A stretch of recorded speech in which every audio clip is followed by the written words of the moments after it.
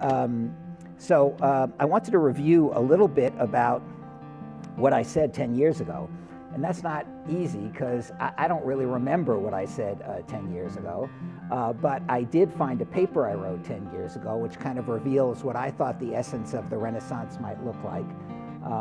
I don't think I predicted it. I said it had potential. And that the potential, the good news is, as I go through these, that the potential is still there. The bad news is that the American Jewish community didn't do near what it needed to do in order to actualize the potential that we had. We still have huge potential. We are a great people representing a great faith and a great mission in the world. We have secrets that no other community or faith has that we can give to our children. The fact that we fail to do that is one of the great tragedies of Jewish life. Nothing that I'm going to say ought to be discouraging, only encouraging. But really the truth is that the future lies in our hands in so many ways. So just to tell you what we talked about, I said, let's make Birthright all that it can be. Birthright, for reasons that I will describe, is a huge opportunity. And I'll talk to you a little bit about that, but it has to do with the fact that when we talk about Jewish education and how important it is, and for me, it's been the core of my life's work, Jewish education. But I discovered something interesting, which is that there are some things that Jewish education can't do all by itself. It can't make a person who doesn't feel a connection to the Jewish people feel a connection to the Jewish people. And if you don't have a connection to the Jewish people, as I'll try to describe, everything else becomes very much more difficult. I mean, what is it exactly that we want our kids to think are we to say that our religion is better than all other religions? Are we to say that our communities are better than all other communities? If we're not, or that our learning is better than all other potential learning that they're exposed to, until you feel a deep connection to the Jewish people, all those other things are much more difficult. So Birthright, which really is the one thing that we have that makes you feel connected to the Jewish people and to Israel, making the most of that is something that I thought was one of the most important things that we could do. The good news is that when I spoke to you 10 years ago, there were had been about 150,000 kids who'd been on Birthright, already an amazing number, 20,000 kids a year over some period of time. The good news is now we're up to about 500,000 from all over the world, including something like 350 or 400,000 from North America. We're still sending 35,000 to 40,000 kids a year from North America. That's a huge number. There are only 80 to 90,000 Jewish births a year in North America. That's like half a generation. I mean, all my life I dreamed. Let me tell you, this whole thing about Jewish identity and Jewish education, when you've been around as long as I have, it runs in cycles. We learned something back in 1959. There was a Look magazine article called The Vanishing American Jew. As Alan Dershowitz likes to point out, Look magazine has vanished, but we're still here. But that was a reaction to the fact that at that point someone had discovered the amazing, unbelievable, highly problematic intermarriage rate of 16%. And based on that, they were thinking about the end of the American Jewish community. We're now up to about 54, 55% intermarriage rate. We're still here. There's potential in that as well, and I'll talk about that in a little bit later. So basically, there is the point is that this thing does represent huge potential, and it's still growing. But the other part of that was follow-up. And I have to tell you, this is one of the things about our federations and our communities that I just don't fully understand, which is that this potential is huge. And if you don't do anything about it, what does that mean? For example, when we first started this thing, I reached out to we have a lot of college campuses in our area, and I reached out to most of the Hillels and I said, what are you doing about these kids coming back from Israel? And they were like, kids coming back from Israel? Or like Birthright, or like, I'm not sure, or we have no money, or we have no resources, or we have no, and I'm saying like, this is insane to have these people coming back, because they are turned on. The basic data is amazing. A trip on Birthright, and we have control groups. This is not, the data is good on this, because there's a comparison that you can make with the kids who tried to get on and couldn't get on because there wasn't enough money. And what you find is that it actually does cut the intermarriage rate in half. It does amazing things. because it attaches us to our people in very powerful ways. I like to think that the reason for that is that a college kid's last major decision point was what they were going to major in or what course to take or what fraternity to join, and they're meeting Israeli soldiers on their buses, same age as they are, who are making life decisions about whether they're going to live or die. That is an existential encounter that changes people's lives. More than anything else about those trips, that mifgash with those soldiers is an incredibly important thing. But not to follow up on that seems insane. And the truth is that we've been able to raise some money, and we're now on 24 campuses with a full-time person just to worry about the birthright returnees. We've put about $1.5 million a year into outreach to young adults post-college in Boston's Jewish community. And the truth is that the early research showed that this thing worked great, but the kids who came back never got involved in anything Jewish when they came back. Well, the reason was simple. We never gave them anything to get involved in. We have a program in Boston, and it's called Leads, and it attracts about 200 young adults a year. It's a very nice program. It's kind of self-organized. And the interesting thing about it is that about 200 kids participate. At the end, they come to CJP, and I give them a little talk, and I don't ask them for money. What I do is I tell them that the entire Jewish future, that we've made an investment in them, the entire Jewish future is on their heads, and they better not screw it up. That's basically my message. And the truth is that when I ask them how many have been on Birthright, 90% of the people in the room have been on Birthright. So it's like, there are two interesting questions here. I mean, one, it means that Birthright's doing a pretty good job. The other thing is, where's everybody else? It means that either you're coming from a family that has deep Jewish commitment, or you've gone to day school, or you've gone to intensive Jewish summer camp, or you happen to hit upon an inspirational rabbi or an inspirational teacher, or you go on Birthright, or you are basically gone. Very difficult to pick up on people if they have nothing that really has turned them on, that's brought light to their eyes, the light of Torah, the light of opportunity, the light of the Jewish people, something. So this has been an enormous opportunity. Basically, if I'm scoring the American Jewish community on this, I give them a 3. We've done very little to follow up on the Birthright experience. I mean, thank God that Sheldon Adelson is putting $40 million a year into this thing, and a lot of other philanthropists are doing some good things, but basically between the government of Israel and Sheldon Adelson, the entire Jewish future is hinging on them in many different ways. Second thing I said was that we ought to do Jewish learning more. We do great with this in Boston. We've done very well with it. And you think about it, it's an incredibly important thing. Why do you think most Hebrew schools don't work well? Why don't they work well? Because there's no expectation that they will work well. Because the kid comes home from Hebrew school and he says, Mom, Dad, I hate Hebrew school. Mom says, I hated it. You'll hate it. Your grandchildren will hate it. Shut up and go. And when you're 13, you can leave and you can do whatever else you want. But for most American Jewish kids, that is Jewish education. But why do they say that? Why do they say that? If the kid came home and said, we just had an experience in our regular school, our public school, and it was really weird, and it was supposed to be a play, and it was supposed to be in English, but the men dress funny and like they're wearing God knows what, and they don't really speak English, and I really hate it, and I don't want to hear about it ever again. So Dad says, don't ever say that outside of this house, because all of our neighbors will think that you growing up in a completely uncultured house that knows nothing, because that's Shakespeare. And you may not understand it now, and I was kind of bored when I was your age, but I'm telling you, there's greatness in that. There's beauty in that. There's meaning in that. There's something in there that you should know. And if you don't have it, your life will be more empty for not having it. Why don't they say that about our Torah, about our tradition, about the beauty of Jewish life? Because for most adults, they've never experienced it themselves. They went through those Hebrew schools. They grew up in synagogues that never really filled them with spiritual joy. All of those things. But if we can give that to them as adults, particularly as young families, they will influence their children. And now we have a starting point because of the Birthright returnees. That was the second thing that I talked about. The truth is that the growth of adult Jewish learning, which is an enormous opportunity, we're doing it more and more in Boston. We have to do a lot more of it. But the truth is, as a movement, the idea that you need to have critically engaged adults in order to have critically engaged children is just wrong. Sometimes I think that our emphasis is in the wrong place. I'll talk more about day schools. They're incredibly important, but for most of the kids, they ain't going to day school. And if we're going to do anything with them, we're going to do something with the young adults, or we're going to do something with the young families, or we're going to have absolutely nothing for the next generation. We also talked about bringing interfaith and unaffiliated families more fully into the community.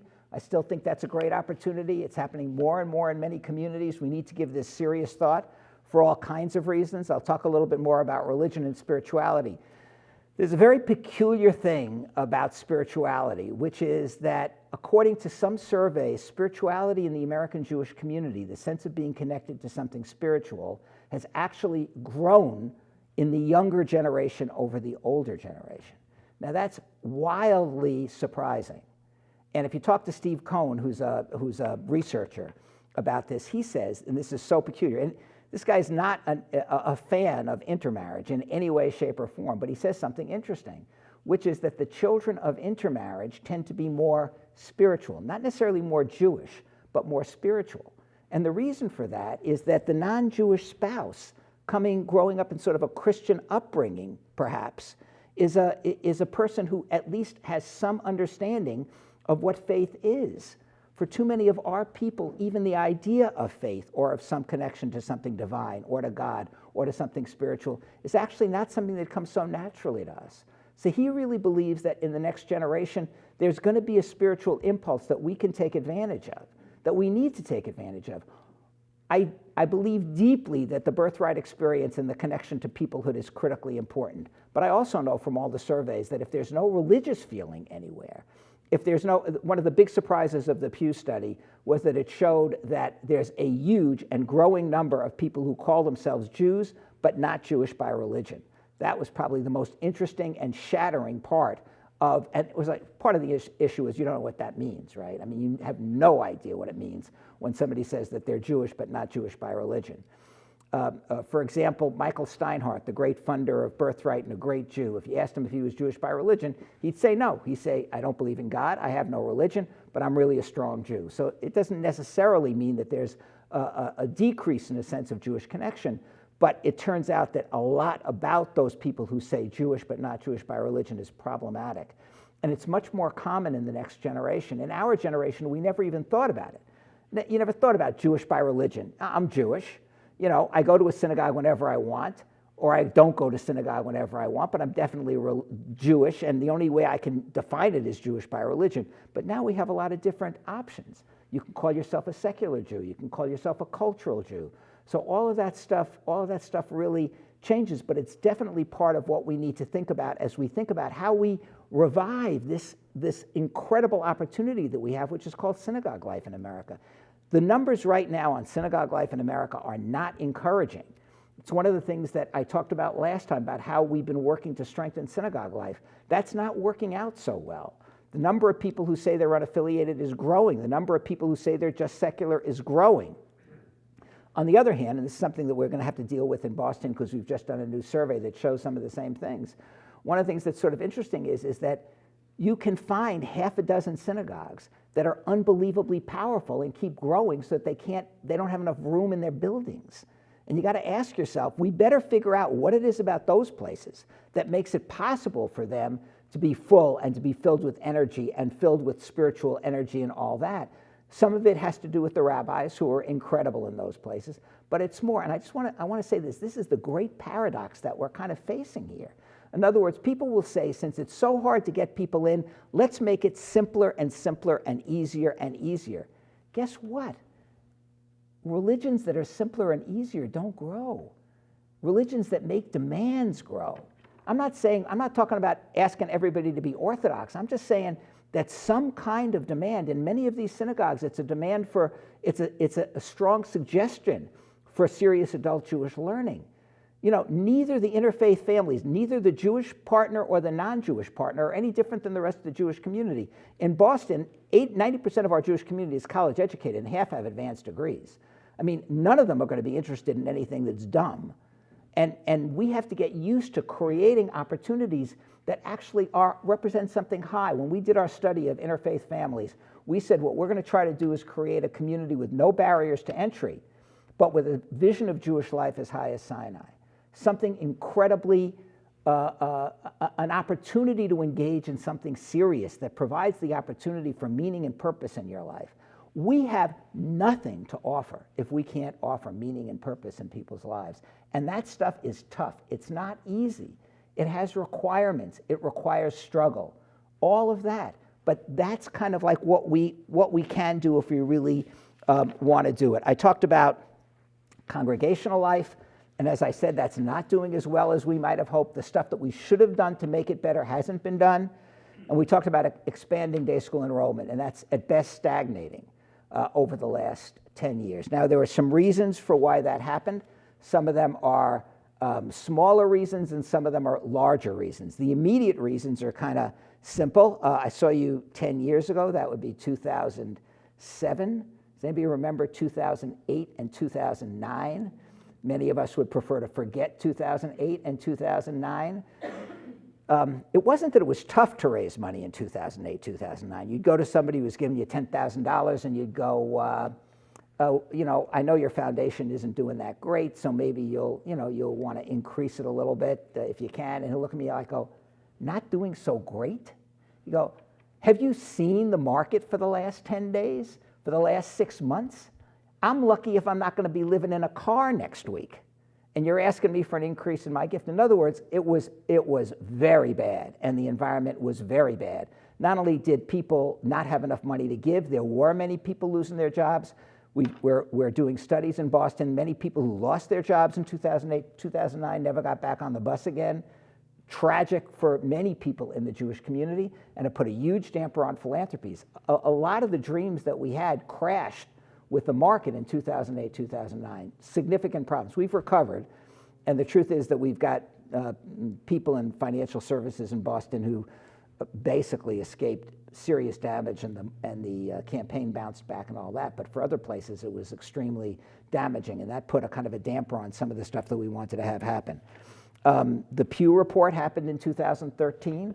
I don't think that reflected some of the losses that we had and some of the problems that we encountered. It didn't create them. But on the other hand, it created a sense of pessimism that really didn't help and that I don't think was actually necessary. You know all about the Pew report. That's the one that said that we have this huge numbers of people who are Jewish but not Jewish by religion. It revealed a growing intermarriage rate, lots of other stuff that people found problematic. And then there have been changes in Israel, which actually have an impact not only on Birthright but on lots of things that American Jews feel. I mean, we went from having a government that believed in the peace process. I'm not making a political statement about how you should feel about the peace process or how I should feel about the peace process, but there's a difference between Ehud Olmert.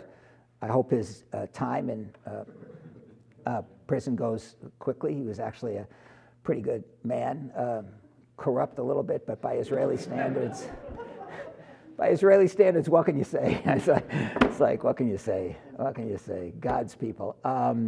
Anyway, Ehud Olmert, and we've had a great deal of pessimism, really deep pessimism, not just on the peace process, but on Israel's potential, the potential for peace, the dangers in Israel, going along side by side with a booming economy, an incredible economy.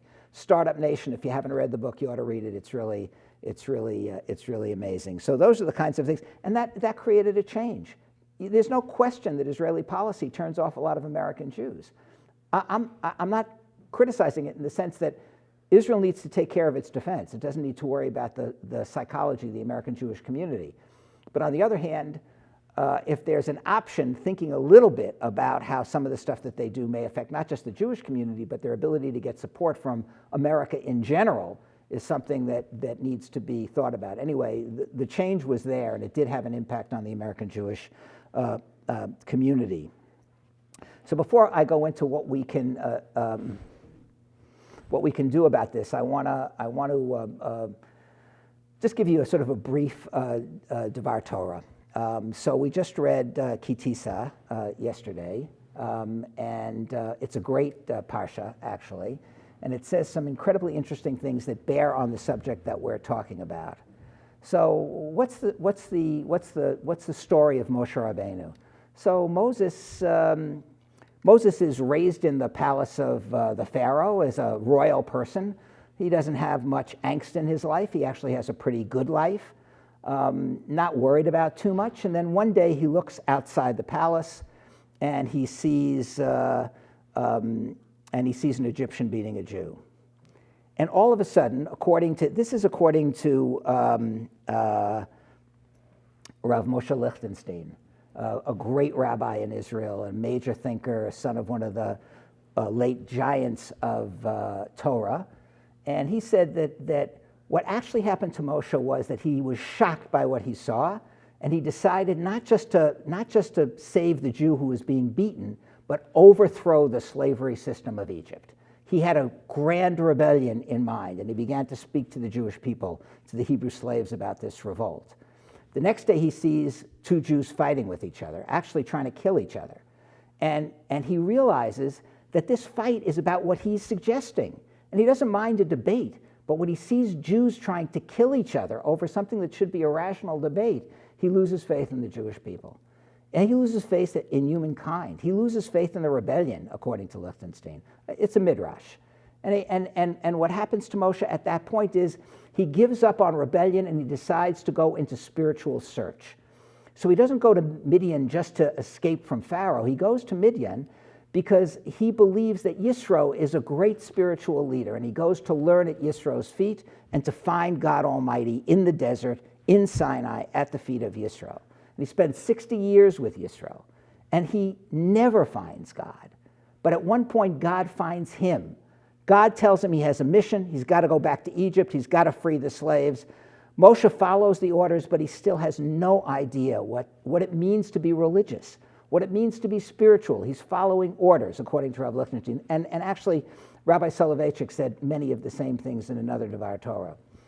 So finally, Moshe is at, as we read this week, Moshe, after the sin of the calf, of the golden calf, God says to Moshe, I am wiping this people out. They are gone, and I am going to make you the future. My face in the world is not going to be the Jewish people. It's going to be the children of Moses. You are going to be the future of spirituality and beauty and everything good in the world. In essence, he makes Moshe Rabbeinu an offer he can't refuse. He offers him everything, and all he has to do is be willing to allow the Jewish people to be utterly destroyed. And although it's an offer that Moshe theoretically can't refuse, Moshe refuses. He says, wipe me out, but leave this people. I refuse to allow my people to be destroyed. I refuse. Now, right after this happens, of course, God forgives most of the Jewish people. He decides to allow the Jewish people to be his face in the world. All of that. And this is what Moshe has done. And right after that, Moshe says, okay, God, now, tell me you're not going to abandon us. Tell me you're going to stay with us in the desert, and let me see your face. I've known you. I've spoken to you. I don't know what you are. I don't believe in you spiritually. Show me who you are. And at that point, God says, I will show you who I am. And he reveals himself to Moshe. And Lichtenstein says the reason that he does that is this is his reward. You can't really have a spiritual experience, a Jewish spiritual experience, according to Rav Lichtenstein, until first you're prepared to give yourself for the Jewish people. Jewish people first, peoplehood first, then the ability to comprehend a religious experience. So I think that there's some truth to that, and there's something that we need to think about as we think about what Jewish educational experiences we do. How do we deal with the kids coming back from Birthright? They have seen the face of God through the Jewish people. Strangely, nobody knows exactly how it happens, but we all know the impact that a trip to Israel has on all of us. That's why federations send people to Israel. They come back and all of a sudden they're willing to mortgage their houses and give everything away. And but it's a trip to Israel that has that kind of an amazing impact. So thinking about it that way and thinking about what we need to do kind of going forward, I would say that we need to really focus on two things going forward. One is that we really need to begin to think about how we take advantage of these young adults coming back. Because if we don't do that, we're not going to have anybody to go to our day schools in the future. We're not going to have anybody who cares enough to be able to take advantage of our day schools in the future. And as day schools become more and more expensive, that's going to require a huge commitment to begin to consider day schools as an option for our kids. We need to shift some of our Jewish educational resources away from Hebrew schools that don't work at all and begin to think about how we use those resources with young adults and with adult learners who actually can have an impact on the Jewish future. We really do need to think about what it is that could be more spiritual and more engaged about these interfaith families. There's an interesting Birthright statistic, just came out of the most recent study. And only about a third of the kids who go on Birthright are children of intermarriage, but they focused the study on those kids. And it turned out that before they went on the trip to Israel, 18% of them felt close to Israel or to the Jewish people. When they finished, 80% of them felt close to Israel and to the Jewish people. It has a remarkable impact on children of intermarriage. And since that's now like about 50% of our kids on campus right now are children of intermarriage, we lose them. Let me just put it this way. We've lost a lot of people over the last 100 years for the Jewish people. We can't afford to lose anymore. We need to do everything we can to fill our synagogues with love and spirituality and meaning and serious demands and a promise of meaning and purpose. And if we do all that, we have a shot at the next generation. There's another 10 years in front of us. By that time, there could be 750,000 or 1 million kids having come back.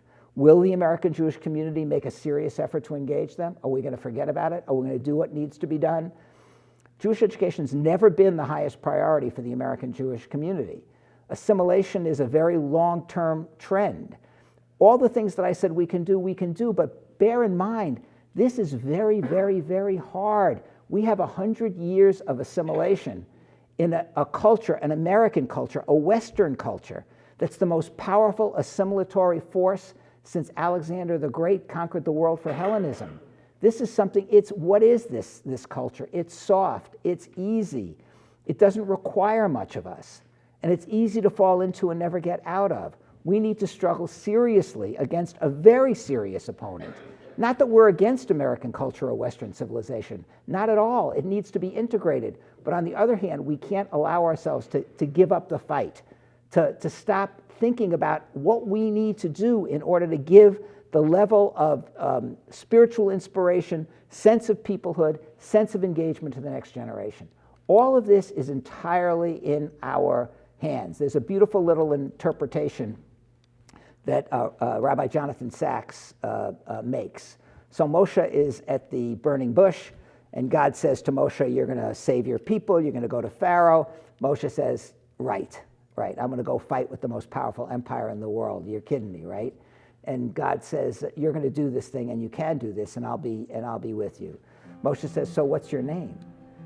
And there are a lot of ways to interpret what God says, but probably the most accurate is that God says, I will be what I will be. And Rabbi Sachs says, what exactly does that mean, I will be what I will be? And Rabbi Sachs says, what God is really saying is, I will be what I will be, but you will determine the outcome.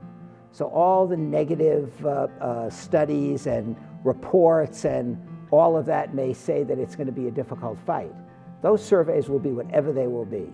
But at the end of the day, all of us will determine the outcome. So thank you.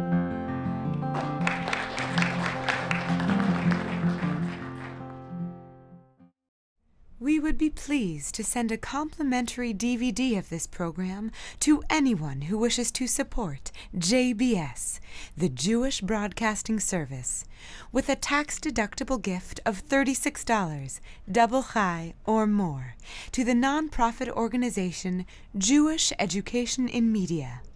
Simply visit the JBS homepage and click on the Donate button to make a donation by PayPal or your credit card.